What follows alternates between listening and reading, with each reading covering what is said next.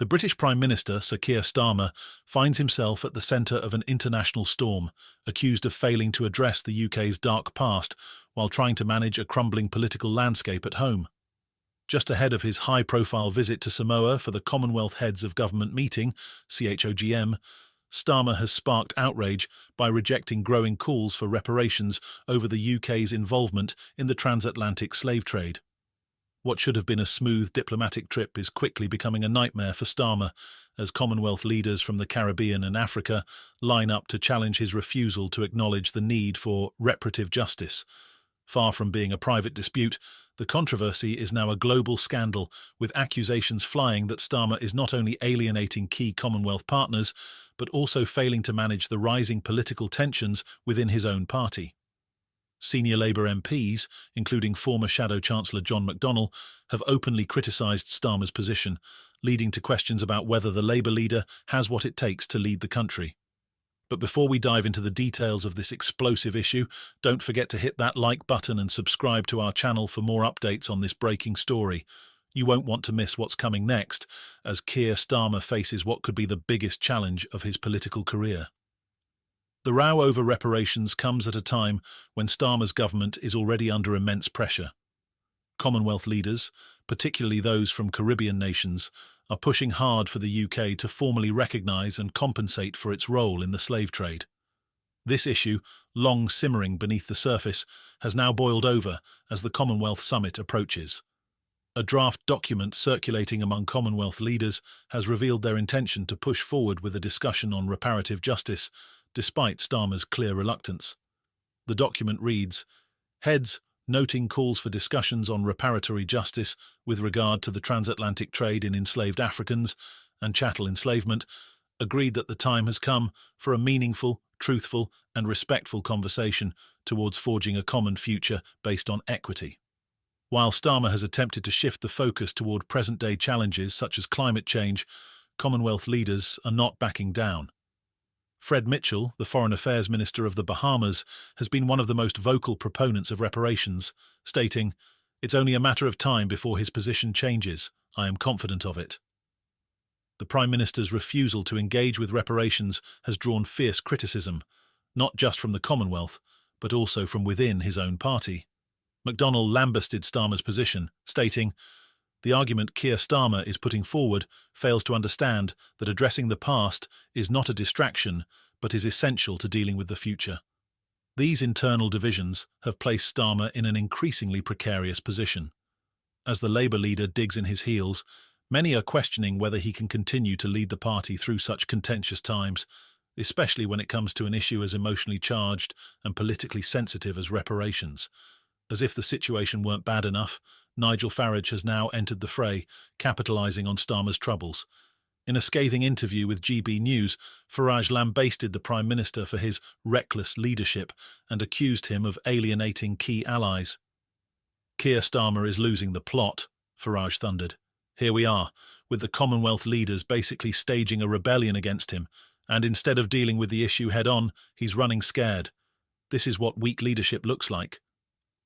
Farage, the leader of Reform UK and a seasoned political provocateur, warned that Starmer's refusal to engage with reparations could have severe diplomatic consequences for the UK. "We need strong leadership in these times," Farage added. "What we're seeing from Starmer is someone who's more interested in avoiding conflict than standing up for Britain's interests. It's a total shambles." The tension over reparations has only further exposed the cracks in Starmer's leadership.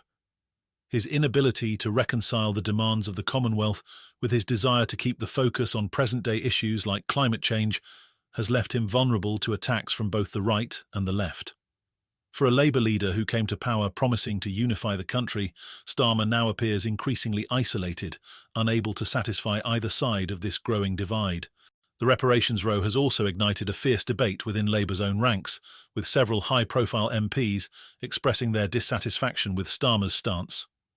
Clapham and Brixton Hill MP Bell Ribeiro Addy echoed McDonnell's sentiments, arguing that Labour's reluctance to address the UK's colonial past undermines its credibility on issues of social justice. "We're never going to be able to move forward unless we acknowledge our past," she said, in a blistering critique of Starmer's leadership. Meanwhile, Foreign Secretary David Lammy, who once supported calls for reparations during his time as a backbench MP, has been forced to walk back his previous comments to align with Starmer's position. Lammy's U-turn has not gone unnoticed, with critics accusing him of hypocrisy. In 2018, Lammy was an outspoken advocate for reparations, stating, "I'm afraid, as Caribbean people, we are not going to forget our history. We don't just want to hear an apology, we want reparation."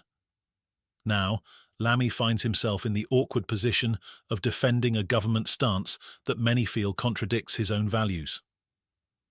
Conservative MP Andrew Rosindell was quick to seize on this contradiction, stating, "Starmer handpicked Lammy to represent our country's interests on the world stage. He must have known that doing so would, given Lammy's long-standing support for reparations, prompt demands from other nations to cripple our economy.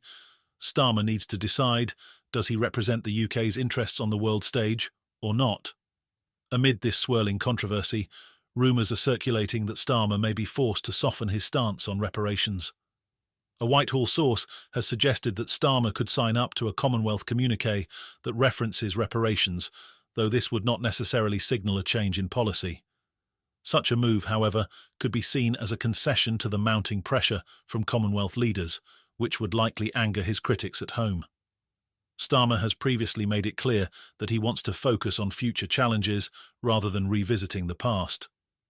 "While I acknowledge that slavery was abhorrent," Starmer said during a recent press conference, "I would rather roll up my sleeves and work with Commonwealth leaders on the immediate challenges we face, like climate change, rather than engage in very, very long, endless discussions about reparations."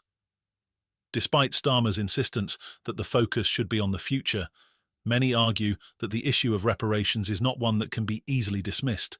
As Eric Phillips, chair of the Guyana Reparations Committee, bluntly put it, "I just don't understand the relevance of the Commonwealth if Prime Minister Starmer takes this cruel approach."